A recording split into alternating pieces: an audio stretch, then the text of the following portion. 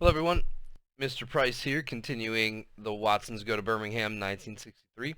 We are still finishing up Chapter 1, and when we left off, the boys had been scraping the car, and Byron was kind of being a smart aleck, and then he got really quiet, and then his voice became a mumbled voice, and when Kenny came around the corner of the car, he noticed that Byron had kissed his reflection in the mirror and gotten his lips stuck and frozen to the mirror.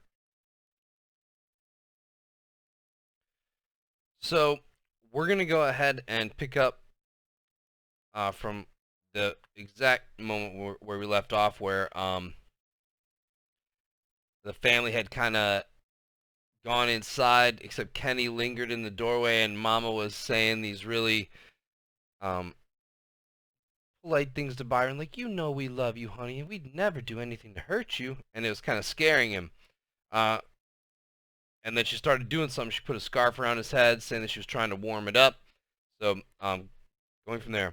Mama moved the scarf and put one hand on Byron's chin and the other one on his forehead. No.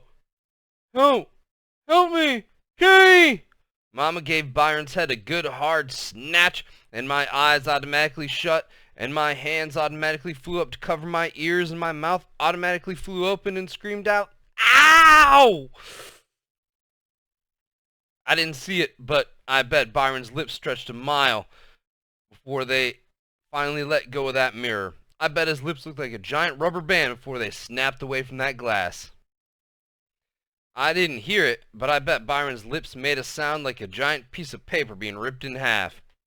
When I opened my eyes, Byron was running to the house with his hands over his mouth, and Mama following right behind him. I ran over to the mirror to see how much Byron's mouth was still stuck there. The dirty dogs let Byron get away with not doing his share of the windows, and I had to do the whole car myself. When we were finally going to Aunt Sydney's house, I decided to pay Byron back for punching me in the forehead and getting out of doing his part of the window scraping. Joey was sitting between us, so I felt kind of safe. I said to her, loud, "Joetta, guess what? I'm thinking about writing my own comic book." "What about?" "Well, it's going to be about this real mean criminal who had a terrible accident and turns into a superhero." Joey knew I was going to tease Byron, so she sat there looking like I should be careful what I said. Finally, I asked her, Do you want to know what I'm going to call this new superhero?" "What?" "I'm going to call him the Lipless Wonder. All he does is beat up superheroes smaller than him, and the only thing he's afraid of is a cold mirror." All the weird Watsons except Byron cracked up. Mama's hand even covered her mouth. I was the only one who saw Byron flip me the dirty finger sign and try to whisper without smearing the Vaseline all over, without smearing all of the Vaseline Mama had put on his lips. "You wait, I'm gonna kick your little behind." Then he made his eyes go crossed, which was his favorite way of teasing me. But I didn't care. I knew who had won this time. That brings us to Chapter 2 in the book, and it is "Give my regards to Clark, Poindexter." Larry Dunn was the king of the kindergarten of 4th grade, where I went to school at Clark Elementary. He was king because he was a lot older than anyone else and twice as strong as the rest of us.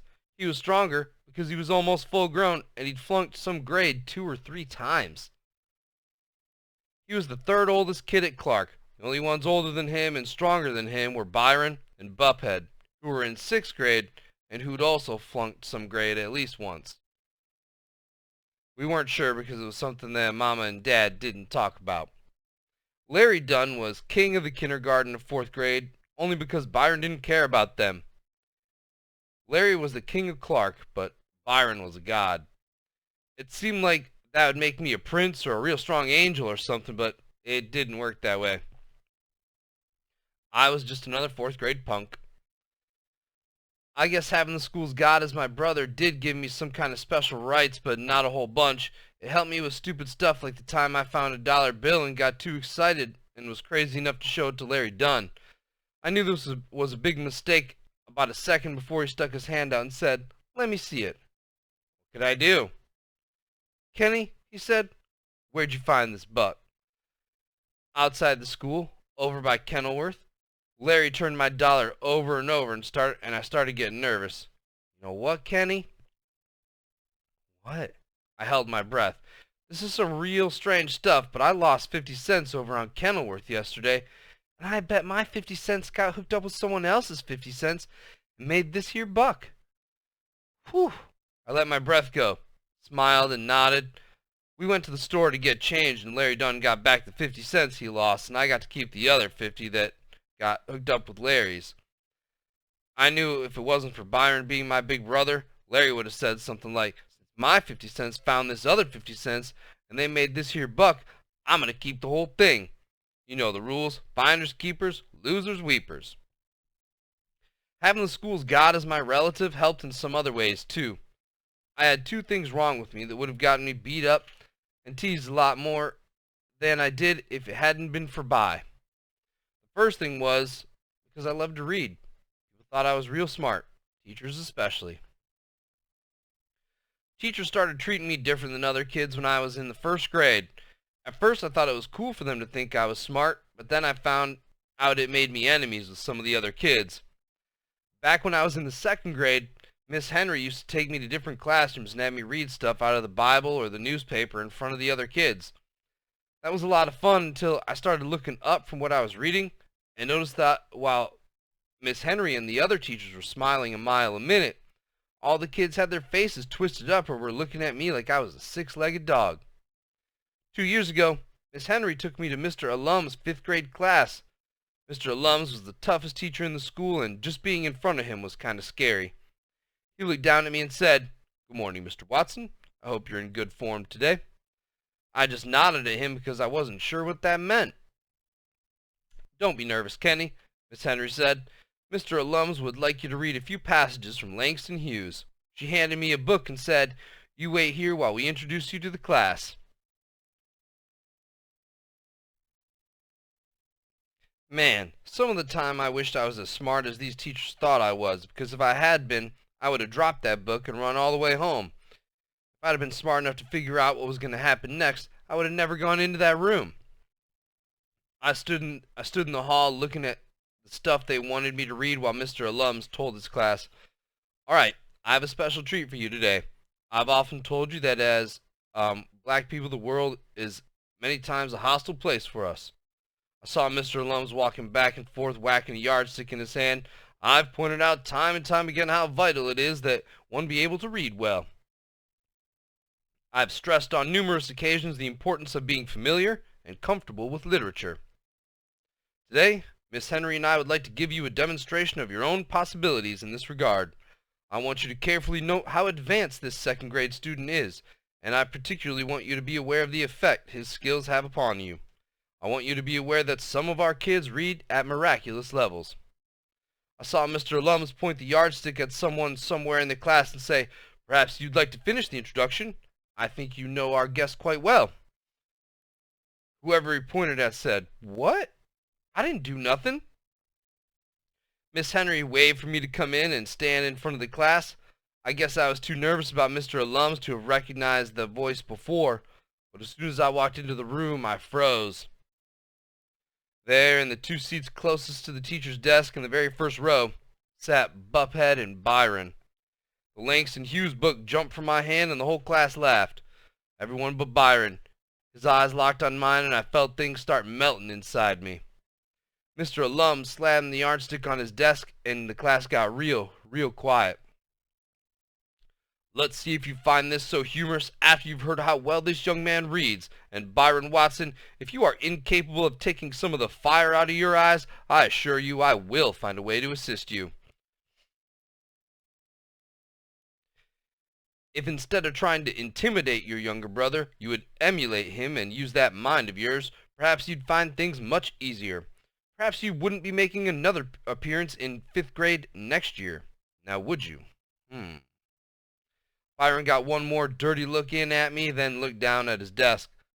Mr. Alums might as well have tied me up to a pole and said, "Ready, aim, fire." I read through the Langston Hughes stuff real quick, but that was a mistake. Miss Henry said, "Slow down some, Kenneth. and then she took the book from me and handed it back upside down. She had a great big smile when she told Mr. Alums, "When he goes too fast, this slows him down a bit." I read some more with the book upside down and got some real strange looks from the 5th graders. Finally, they let me quit. Mr. Alums stood up and clapped his hands, and a couple of the old kids did too. Byron never looked at me the whole time, but Buphead was giving me enough dirty looks for the both of them. "Bravo! Outstanding, Mr. Watson! Your future is unlimited! Bravo!" All I could do was try to figure out how to get home alive.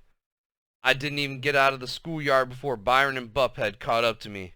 A little crowd bunched up around us, and everyone was real excited because they knew I was about to get jacked up.